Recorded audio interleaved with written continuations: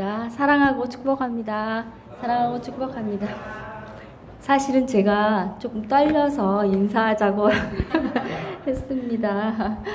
어느 때든 말씀의 자리에 선다는 게 가장 두렵고 떨린 시간이 아닌가 생각이 듭니다. 오늘의 본문은 야곱이 죽고 나서 요셉이 그 형들이 자신들을 복수할까봐 두려워하는 장면입니다. 저는 이 말씀을 가지고 하나님의 계획이라는 제목으로 함께 은혜를 나누겠습니다. 요즘 시즌이 새해 계획을 많이 세우는 타임이라고 생각합니다. 하나님의 계획하심을 묵상하면서 전 창세기의 1장의 창세기 초반의 말씀들이 생각이 났습니다. 사람을 창조하시고 우리를 로봇처럼 만들지 않으셨습니다. 우리에게 자유의지를 허락하여 주셨습니다. 그래서 아담과 하와는 에덴 동산에서 모든 것을 누릴 권리를 그들에게 부여하셨습니다. 그러나 선악과만은 금지하셨습니다. 그들의 선택은 먹지 말아야 할 선악과를 먹음을 통해서 하나님과의 관계가 단절되고 그들에게 영원한 죽음이 찾아왔습니다. 여기서 하나님은 이런 수를 계획하신 것 같습니다. 영원한 죽음에 이른 사람들을 구원하시기 위해서 친히 역사 안으로 들어오셔서 인간의 육체를 입으시고 구원이라는 대명제를 성취하시기 위해서 십자가에 오르셨습니다. 이렇듯 하나님께서는 창조와 타락과 이 구원이라는 카테고리 안에서 하나님의 계획을 이루어 가고 계십니다. 이것을 묵상하다 보니 꼴찌 박사님이라는 이야기가 제 마음에 되게 와닿았습니다. 우리 아실런지 모르겠어요. 우리 조명환 박사님이라는 분인데요. 아주 가난했습니다. 부유하지 못한 삶 속에서 이 박사님은 이해력이 떨어져서 가족들과 함께 이렇게 TV를 볼 때면 자기 혼자만 안 웃고 있고 다른 가족들은 다 웃고 있는다고 합니다. 그래서 동생한테 툭툭 치면서 무슨 내용인지 물어보면 동생이 설명해줘야 그제야서 막 웃는 그런 박사님 어릴 때 그런 모습이었습니다. 그래서 인문계 고등학교를 다닐 때 열심히 해도 성적이 안 오르는 학생 중에 한 명이었습니다. 그 예비고사를 아주 턱걸이로 마치고 들어갈 학교가 없었습니다. 그런데 어느 날 아버지 친구이신 교수님이 오셔서 너 뭐가 되고 싶냐 하고 물으셨습니다. 그럴 때 원하지도 않은데 갑자기 입에서 교수요 이렇게 얘기했다고 합니다. 웃기지요?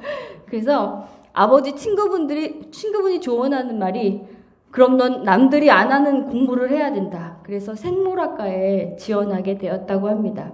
근데 들어간 이유는 미달이어서 합격이 되었다는 거죠. 가난한 집안이었기 때문에 어머니께서 선물을 주셨습니다. 봉투에다가 이렇게 해서 딱 주셨습니다. 이제 돈인 줄 알고 열어봤더니 어머니께서 역대하 16장 9절의 말씀. 여호와의 눈은 온 땅을 두루 감찰하사 전심으로 자기에게 향하는 자들을 위하여 능력을 베푸시나니 라는 그 말씀 구절을 주시면서 이 부족한 아들이 하나님만 의지하고 살면 될 것이다 라는 그런 의미로 그런 말씀을 주셨다고 하는 어머니의 성경 구절이었습니다.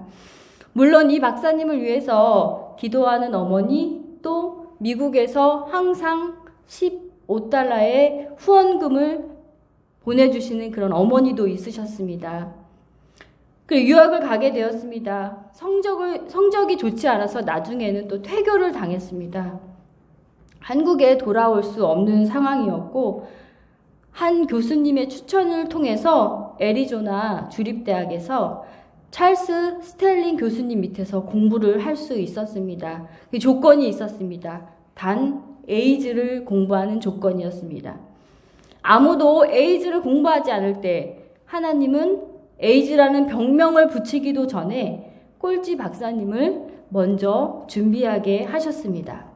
이 이야기를 통해서 하나님은 나만을 위해 만들어 놓으신 길이 있다는 것을 알게 되었습니다. 많은 사람들은 세상이 정해놓은 규격 안에서 해답을 찾으려고 합니다. 그러나 그 사람만이 계획하고 즐겁게 할 수 있는 일이 있다는 것입니다. 바로 그것을 영어 단어로 하면 데스티니? 아니면 운명, 소명, 부르심 이렇게 볼 수 있습니다. 서구 기독교 문화에서 아마 하나님의 계획이라는 단어가 맞을 것입니다. 모든 일을 그의 뜻의 결정대로 일하시는 이의 계획에 따라 우리가 예정을 입어 그 안에서 기업이 되었으니 이는 우리가 그리스도 안에서 전부터 바라던 그의 영광을 찬송하게 하려 하심이라 라고 에베소서 1장 11절에서 12절은 말씀하고 있습니다. 이것을 간추려 보면 우리 인생을 향한 창조주 하나님의 결정과 계획하심이 있다는 의미입니다. 우리 삶에 데스티니가 있습니다. 우리 인생을 향한 그의 뜻의 결정대로 일하시는 계획이 있습니다. 여러분, 우리 인생을 도화지라고 생각하면 그 그림을 그리는 배우의 손길이 바로 하나님이십니다. 사람들은 이렇게 생각합니다. 마치 하얀 캔버스 위에 화려한 그림을 그리면 주목받고 환호받을 만한 그런 그림을 그린 인생이 참 행복한 인생, 성공한 인생이라고 사람들은 생각합니다. 그리고 그럴 때 그렇지 못한 아주 평범한 그림을 그리면 실패한 인생이라고 사람들은 생각합니다. 과연 그럴까요? 화려하고 멋진 그림을 그리는 것이 성공이라고 규정하고 그리로 달려가는 사람들이 너무나 많습니다. 그러나 진정한 성공은 얼마나 창조주의 설계대로 살았는지, 그 계획하시는 분의 뜻대로 살았는지가 바로 성공이라고 생각할 수 있습니다. 그럼 한 사람을 생각해 보기로 하겠습니다. 바로 모세입니다. 미디안 광야에서 장인 이드로의 양을 치는 모세에게 떨기나무에서 막 불이 붙으면서 그곳에서 하나님께서 자신의 구원 계획을 모세에게 얘기하십니다. 저 애굽의 노예로 살고 있는 내 백성을 자유케 하라는 명령을 모세는 받습니다. 그때 모세의 반응은 당신이 누구이신지 물어보고 또 자기가 입술이 둔하여서 하나님의 말씀을 잘 전할 수 없다고 얘기합니다. 그러나 하나님 앞에서는 안 통합니다. 말 잘하는 아론을 준비했다고 하나님께서는 모든 것들을 예비하셨습니다. 저도 이런 경험을 해보았습니다. 제가 사실은 백석 예술대 국악과에 합격을 했지 않습니까?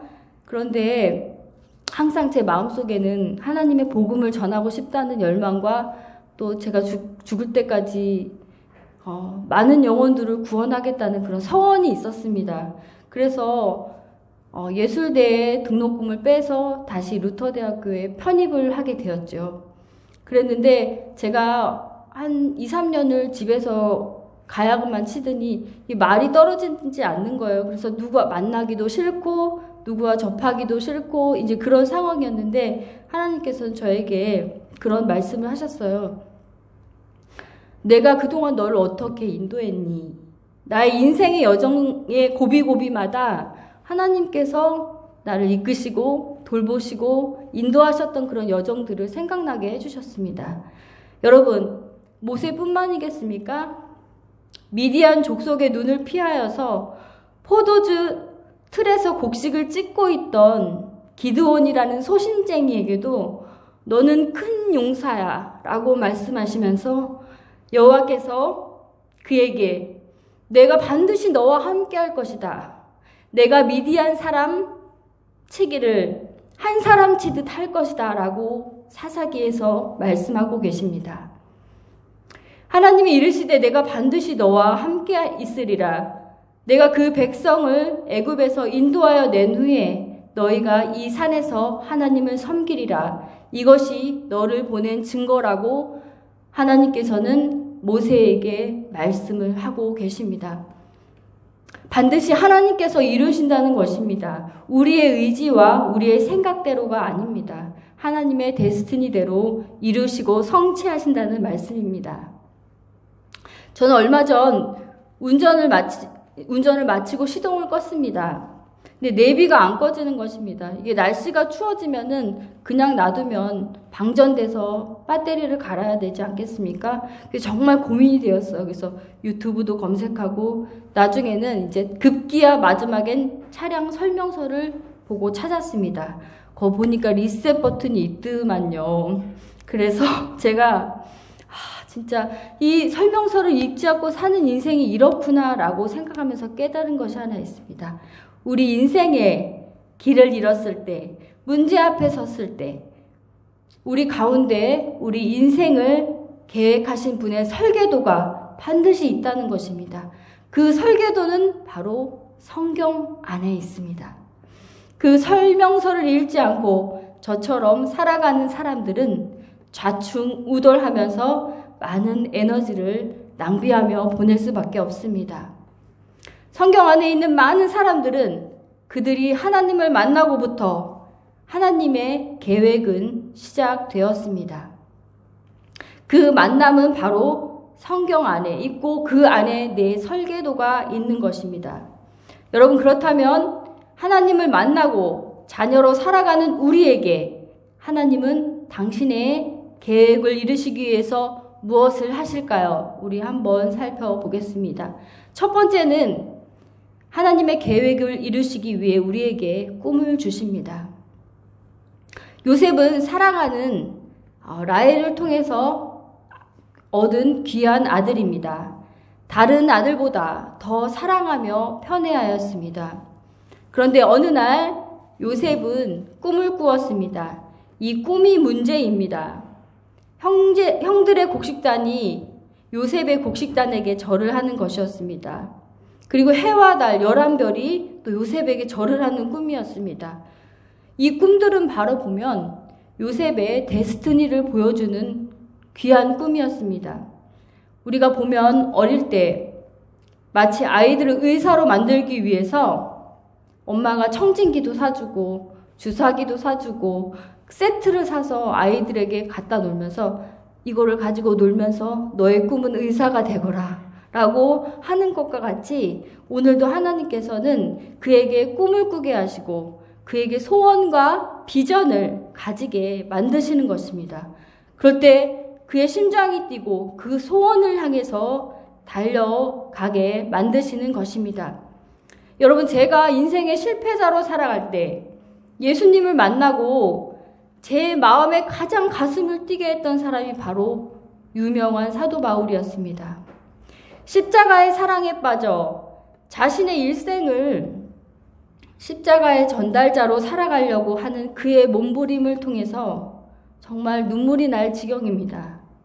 자신의 삶을 그 어떤 환난과 기근과 그런 모든 것들을 통해서도 그리스도의 사랑에 바꿀 수 없고 끊을 수 없다고 주장하는 그 복음에 심취된 그 사랑이 우리를 살게 하고 저를 살게 하고 여러분을 살게 하는 것 아니겠습니까?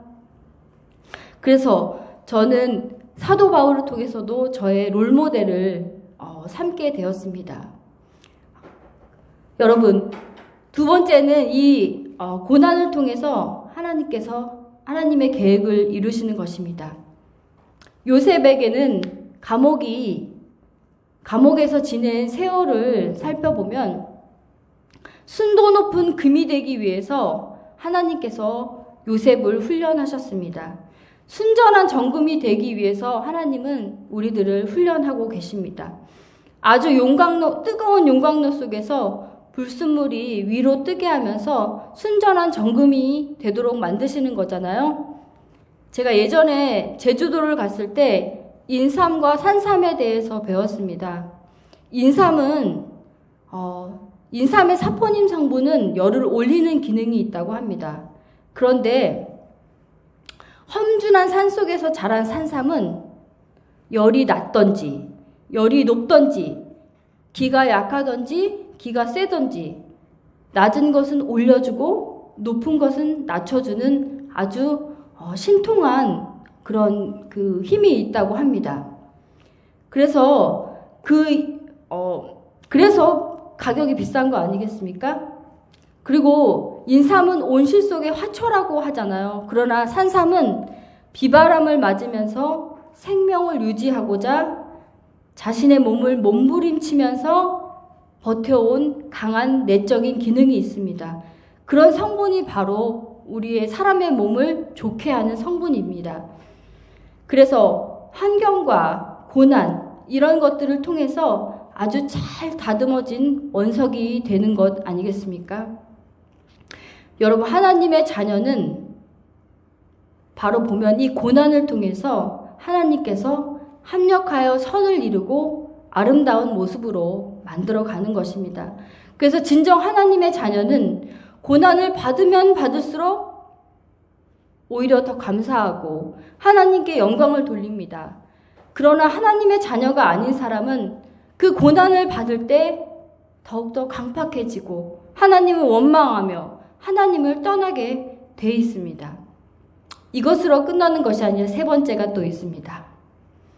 바로 화를 복으로 바꾸는 사람, 바로 하나님의 구원의 도구가 되는 것입니다. 요셉은 아버지의 편애를 받고 형들에게 미움을 받아서 보디발의 집에 팔려갑니다. 너무 성실하고 충성스럽게 모든 일을 감당하지 않습니까? 이 보디발은 자신의 아내 빼고는 모든 것을 요셉에게 맡깁니다. 어느 날 요셉에게 보디발의 아내가 유혹을 합니다. 그러나 요셉은 그 모든 것들을 뿌리치고 죄를 뒤집어쓰고 감옥에 가게 되지 않습니까? 그곳에서 하나님께서 함께 하심으로 감옥의 모든 일을 맡게 됩니다. 술 맡은 관원장의 꿈을 해석해 주었고 먼 훗날 바로의 꿈까지도 해석해 주는 총리가 되어서 7년 기근을 잘 이길 수 있는 지혜로운 총리가 되었습니다. 여러분, 갑자기 요셉은 노예가 되었습니다. 사실 노예는 사람이 아닙니다. 왜 나만 이 모양 이 꼴로 사는가 원망하지 않았습니다. 만약 요셉이 노예가 되지 않았다면 그는 애굽의 총리가 될 수 없었습니다. 그 어려운 기분 속에서 그 식구들이 어떻게 살아남을 수가 있겠습니까? 한 민족을 이룰 이스라엘 백성이 그들의 뿌리가 흔들리는 그런 것입니다. 요셉은 어디 가나 총리의 DNA를 가지고 있습니다. 노예로 살든 감옥에서 살든 총리의 데스티니는 없어지지 않는 것입니다. 사람들은 많은 환경을 탓합니다. 내가 이런 환경이기 때문에 이렇게 살 수밖에 없었다고 사람들에게 푸념하고 원망합니다. 그러나 요셉은 그런 열악한 환경과 그런 것을 소유했지만 그는 더욱더 하나님의 사람으로 만들어지고 변화되었습니다. 그것이 바로 악을 선으로 바꾸는 사람이 되어가고 있었습니다. 형들을 생각하면 여러 번의 원수를 갚아도 시원찮을 것입니다. 그러나 그들의 자녀까지도 자신이 책임지는 그런 든든한 모습을 보여주고 있습니다.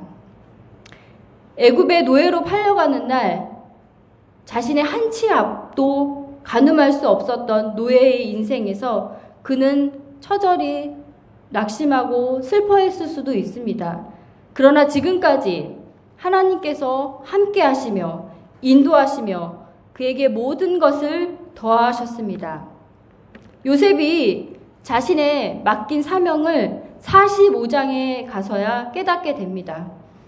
나의 형제들을 그 큰 기근에서 보호하시고 구원하시려고 하는 하나님의 손길임을 요셉은 깨닫게 되었습니다. 그래서 요셉은 애굽의 총리라는 데스티니를 자기에게 주셨다는 것을 알게 되었습니다. 우리에게 주신 권한도 지금의 지위도 바로 구원과 연결이 되어 있습니다. 우리의 안위와 행복을 위해서 주신 것도 아닙니다. 바로 하나님의 뜻과 계획을 이루기 위해서 우리에게 주신 것입니다. 여러분, 지금 고난의 어두운 길을 걷고 계십니까? 우리에게 향하신 하나님의 데스티니가 있습니다.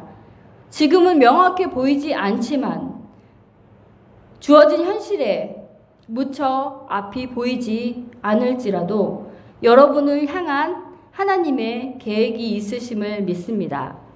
말씀을 맺겠습니다. 2023년도 11월에 있던 수능 필적 문구에 양광모 시인의 가장 넓은 길이라는 시를 하나 소개하겠습니다. 2005년부터 부정을 방지하기 위해서 필적 문구를 항상 적게 돼 있잖아요. 맞죠? 아닌 것 같이 맞습니다. 양광모 시인의 가장 넓은 길이라는 시를 하나 소개해 드리겠습니다. 살다 보면 길이 보이지 않을 때가 있다. 원망하지 말고 기다려라. 갑자기 제가 눈물이 나네요. 이렇게. 눈에 덮였다고 길이 없어진 것은 아니요. 어둠에 묻혔다고 길이 사라진 것은 아니다. 묵묵히 빗자루를 들고 눈을 치우다 보면 새벽과 함께 길이 나타날 것이다. 가장 넓은 길은 언제나 내 마음속에 있다. 맞죠? 맞습니다. 네. 잦은 실패와 어려움을 맞으면서 이 시인은 이런 글을 썼다고 합니다. 여러분, 불행을 겪을지라도 준비하신 하나님의 영광의 자리가 있습니다. 하나님이 계획하신 나만의 데스티니를 발견하는 여러분과 제가 되시기를 주님의 이름으로 소망합니다. 기도하시겠습니다. 하나님 아버지,